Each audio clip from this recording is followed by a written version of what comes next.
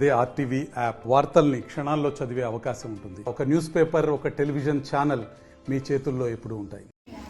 Wiley నస్పూర్లో ఉన్నటువంటి ZPHS పాఠశాలలో ఈ రోజు కనీస మౌలిక వసతులు కల్పించలేని పరిస్థితుల్లో ఈ రోజు ఇక్కడ ఉన్నటువంటి అధికారులు నిర్లక్ష్యం చేస్తా ఉన్నారు.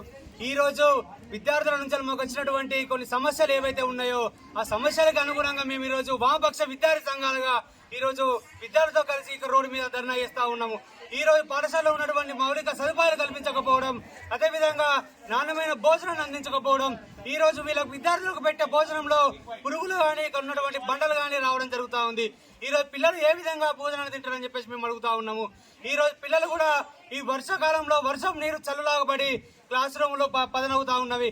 అంతేకాకుండా ఈ కటికల నుంచి కూడా ఏవైతే నీళ్లు పడతా ఉన్నాయో ఆ క్లాసులలో కూడా నీళ్లు చేరి అక్కడ బురదమయంగా అక్కడ ఉన్నటువంటి పిల్లలకు ఇబ్బందికరంగా మారుతా ఉంది. ఈ రోజు పిల్లలు మా దృష్టికి తీసుకొచ్చిన సమస్యలు ఇలాంటివి.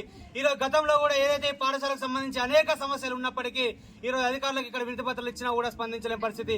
కాబట్టి ఈ రోజు కళాశాలలో ఈ యొక్క పాఠశాలకు సంబంధించి ఏదైతే బెంచ్లు తీసుకొని రావాలి, పిల్లలు కింద కూర్చుంటే పాములు వచ్చే ప్రమాదం ఉంది.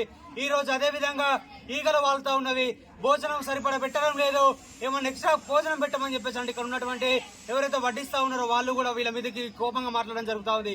కాబట్టి ఇక్కడ ఉన్న అధికారులు వెంటనే పాఠశాలను విజిట్ చేసి ఇక్కడ ఉన్నటువంటి పాఠశాలలో ఉన్నటువంటి విద్యార్థుల సమస్యలు పరిష్కరించాలని చెప్పి ఈ రోజు ఎస్ఎఫ్ఐ భారత విద్యార్థి ఫెడరేషన్ గా మేము డిమాండ్ చేస్తా ఉన్నాం.